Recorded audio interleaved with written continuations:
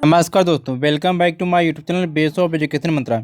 प्यारे दोस्तों, हम करने वाले हैं सीटेट में पेपर 2 की तैयारी को, जो सोशल साइंस है। ठीक है, यानी अगर आप सीटेट का फॉर्म फिल किए हैं, आप पेपर 2 में सोशल साइंस लिए हैं, तो ये वीडियो आपके लिए बहुत ही महत्वपूर्ण होने वाली है, क्योंकि इसमें हम क्या मोस्ट इंपॉर्टेंट एमसीक्यू को करने वाले हैं। ठीक है, जो आपके एग्जाम के दृष्टिकोण से बहुत ही महत्वपूर्ण है। ठीक है, तो चलिए शुरू करते हैं दोस्तों। यहाँ पर देख पा रहे होंगे, ये पहला क्वेश्चन आपका दे रखा है। ठीक है, यानी कि इस टाइप से क्वेश्चन आपके एग्जाम में देखने को मिलेगा। ठीक है, क्या करा यहाँ पर, आप ध्यान से पढ़ेंगे पेपर को। ठीक है, क्वेश्चन करा कि ब्रिटिश काल के संदर्भ में निम्नलिखित कथनों पर विचार कीजिए। ठीक है, चलिए देखते हैं कौन से कथन है।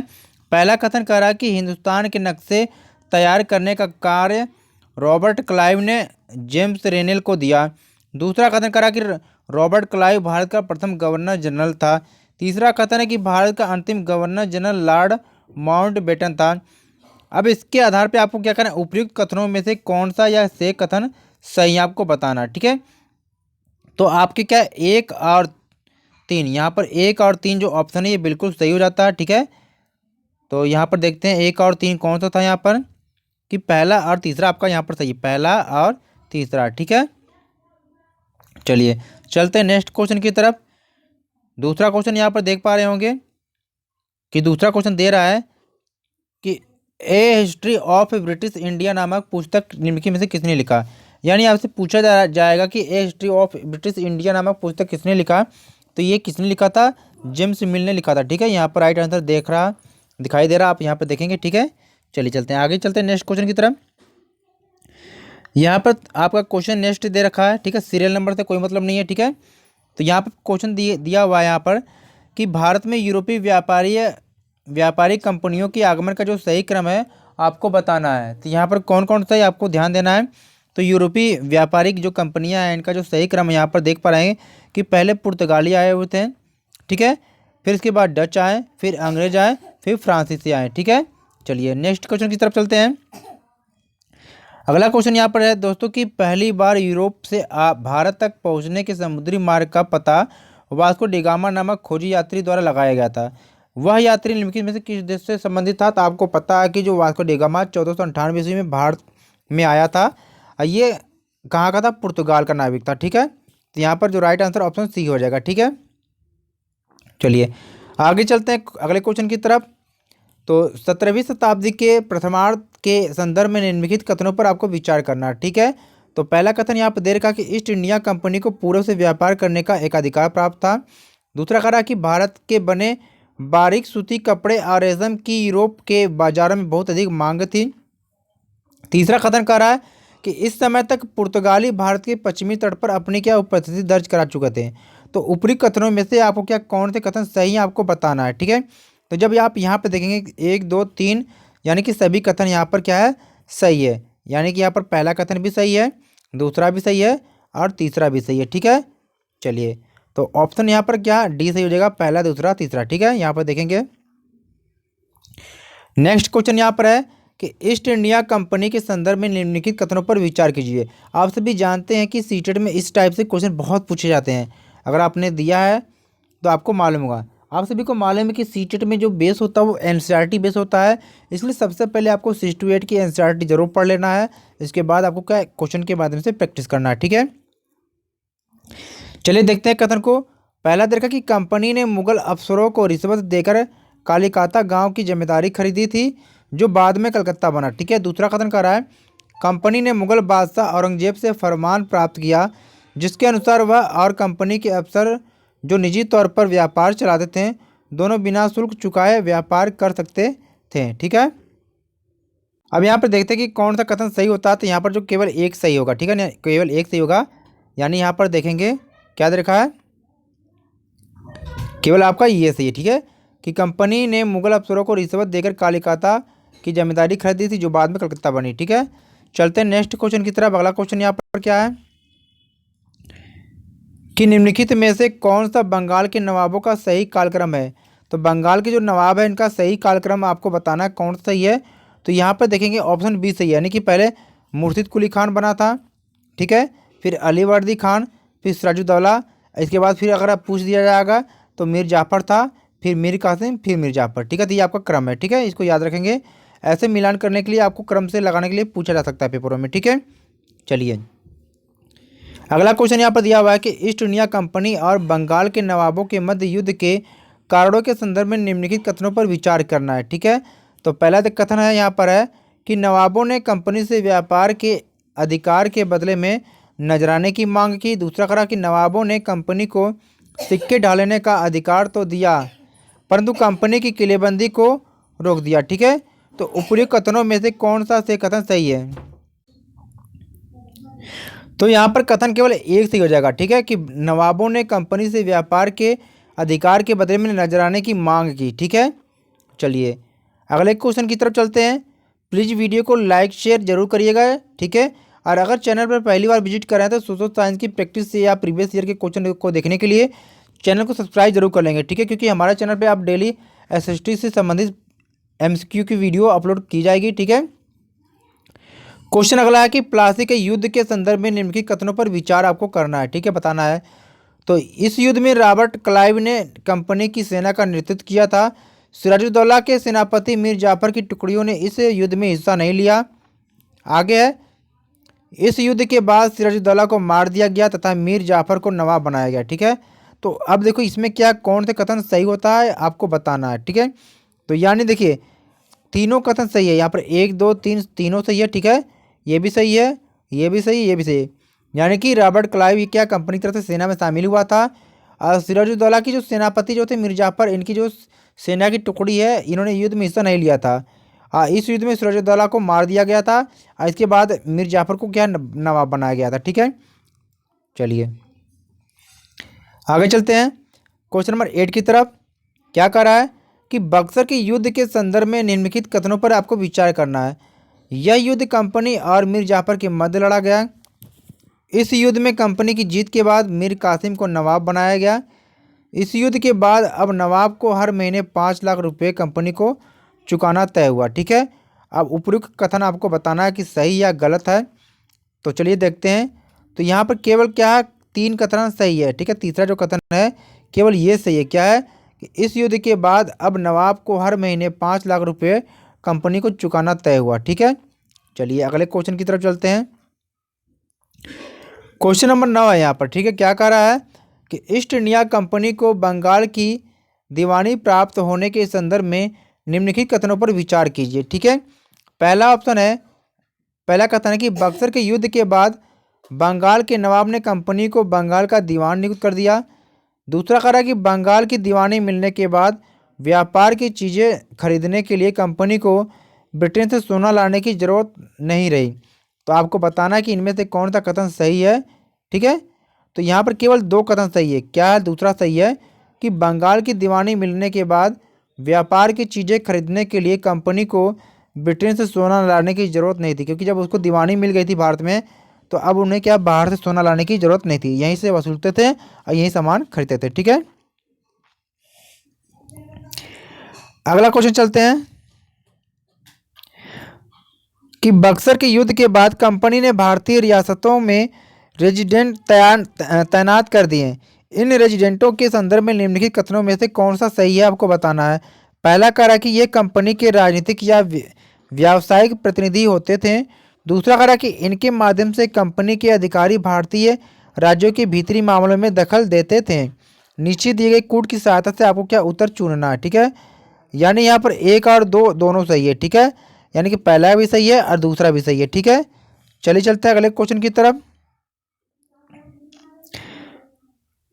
क्वेश्चन देखेंगे यहाँ पर कि सहायक संधि के संदर्भ में निम्नलिखित कथनों पर विचार करना। आपको सहायक संधि के संदर्भ में निम्नलिखित कथनों पर आपको विचार करना है। चलिए देखते हैं।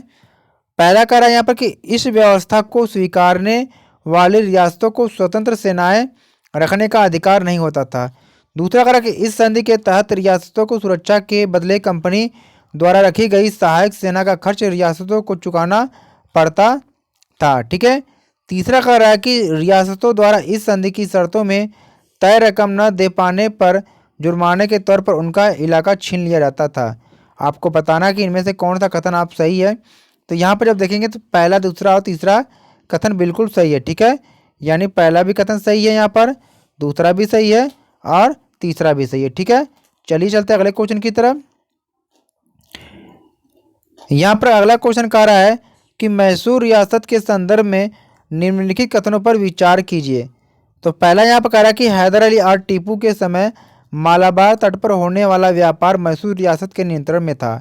दूसरा कह रहा है कि टीपू सुल्तान को शेर मैसूर कहा जाता था।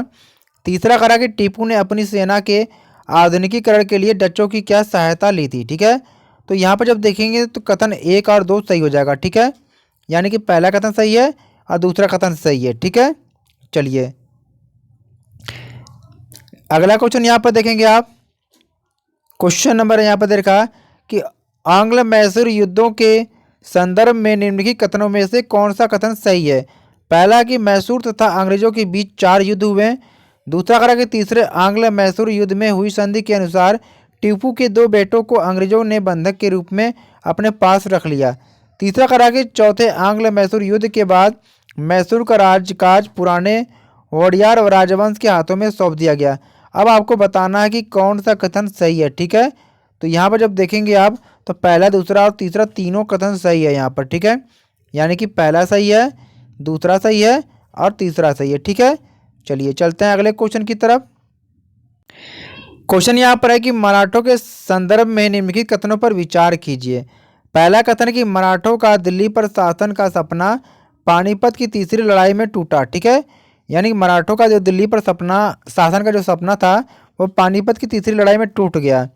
अगला है कि मराठा सरदार एक पेशवा के अंतर्गत एक कॉन्फेडरेसी यानी कि राजमंडल के सदस्य थे। तीसरा करा कि दूसरा आंग्ल मराठा युद्ध सालबाई की संधि के साथ क्या समाप्त हो गया। अगला है कह रहा है यहाँ पर कि तीसरे आंग्ल मराठा युद्ध के बाद पेशवा को कानपुर के ठीक है पास के विठूर में पेंशन पर भेज दिया गया। अब आपको बताना कि कौन सा कथन यहाँ पर सही है। तो यहाँ पर जब देखेंगे तो कथन कौन सा सही है कि पहला, दूसरा और चौथा, यानी कि पहला कथन सही है यहाँ पर। ठीक है, पहला कथन सही है, दूसरा सही है और ये चौथा, यानी कि पहला, दूसरा और ये चौथा कथन सही है। ठीक है, चलिए आगे चलते हैं।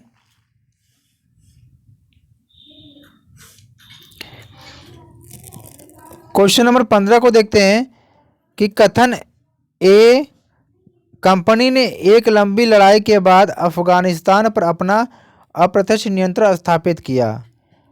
ठीक है, कारण करा कि कंपनी को भय था कि रूस उत्तर पश्चिमी हिस्से से, तो यहाँ पर जब देखेंगे तो भारत को अपने प्रभाव में ले लिया।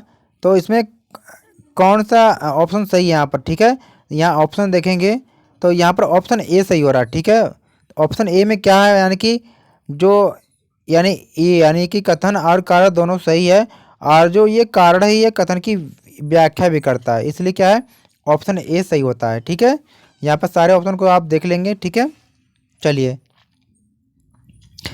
अगला क्वेश्चन है कि लॉर्ड डलहौजी की विलय नीति के संदर्भ में निम्नलिखित कथनों पर विचार करना। पहला है कि इस नीति के अंतर्गत किसी शासक जिसका कोई पुरुष वारिस नहीं है की मृत्यु पर उसकी रियासत कंपनी के भूभाग का हिस्सा बन जाती थी, यह सत्य है। दूसरा कि इस सिद्धांत के आधार पर सबसे पहले अवध का विलय किया गया। ठीक है, तो ये गलत है। ठीक है, तो यहाँ पर पहले ऑप्शन ए सही होगा, यहाँ पर ये बिल्कुल सही है और ये आपका गलत है। ठीक है, चलिए आगे देखते हैं। आपसे पूछा जाएगा कि इसके आधार पर किसको सबसे पहले बनाया गया था, तो सबसे पहले क्या अवध को नहीं, सबसे पहले सतारा को। ठीक है, सतारा को बनाया गया था।